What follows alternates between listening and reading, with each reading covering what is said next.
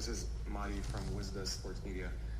How do you feel like your overall MMA journey has gone so far?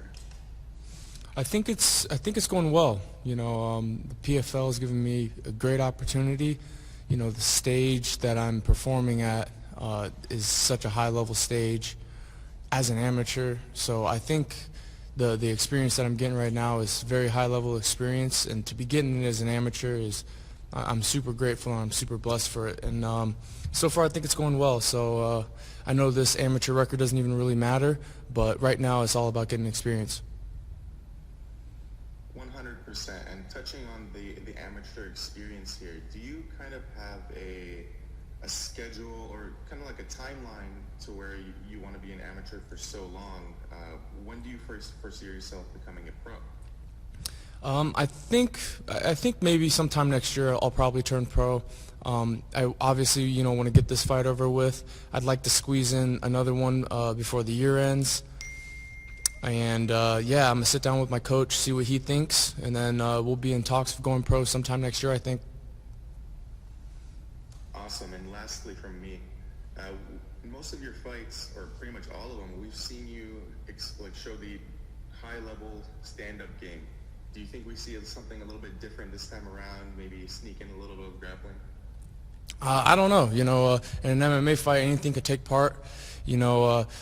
What's crazy is in my training, I'm usually wrestling and grappling more than I am striking. But I have such a long career ahead of me that there's going to be plenty of opportunity to see my grappling and my wrestling.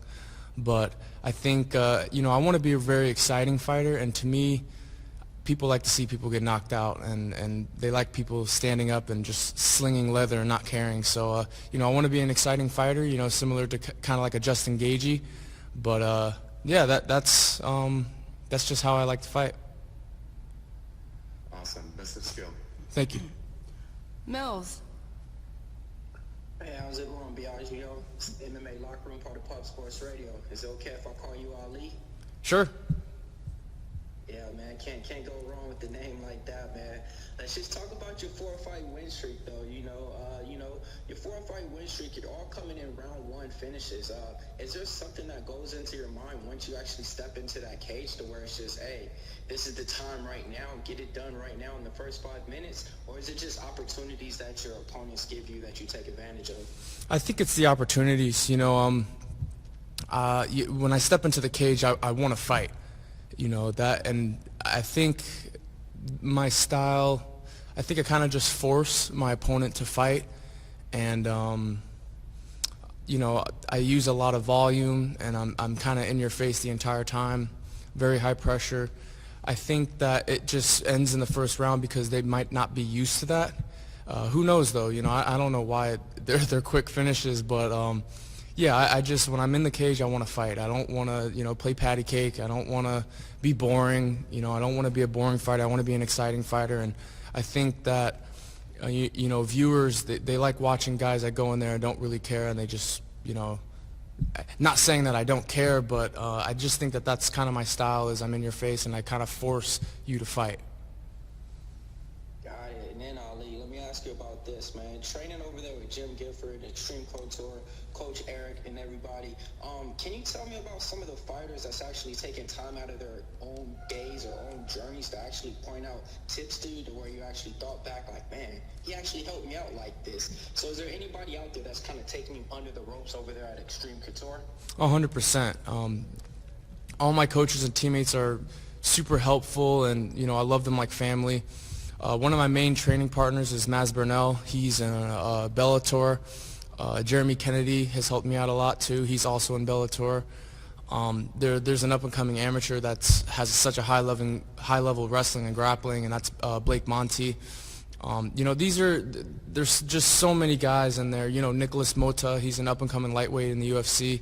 There's so many guys in the gym that help me out, and I pick their brain. And even Sean Strickland has cornered some of my sparring at the gym, and he gives me great pointers. And yeah, there's just so many. The gym's full of high-level dudes, and I take advantage of that by working with them, sparring with them, and picking their brains, because they've been a part of the sport for a long time, and they're very high-level fighters. So That's pretty much what I do. I'm very grateful to be at the gym that I'm at.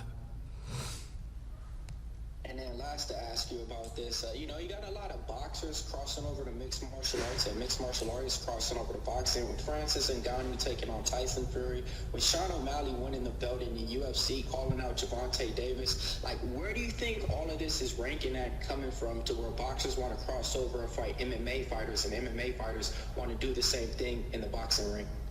I think it's all, marketing for sure, and a way to get some money for sure. That's what I think that it is. There's two different martial arts. You got, boxing, and you got MMA, and, to see them cross over, it brings viewership, and people start talking about it. We're talking about it right now. So the one boxer I think that would be really good if he were to come to MMA would be Terrence Crawford. I know he has a background in wrestling, and I actually saw a video of him wrestling at the Top Rank gym, and I'm like, okay, well, if he were to ever try MMA, maybe just learn some grappling and submission defense, and he'd be pretty solid. But yeah, it's all not saying that they don't actually want to fight each other, but I think it's all a way of marketing and getting some money.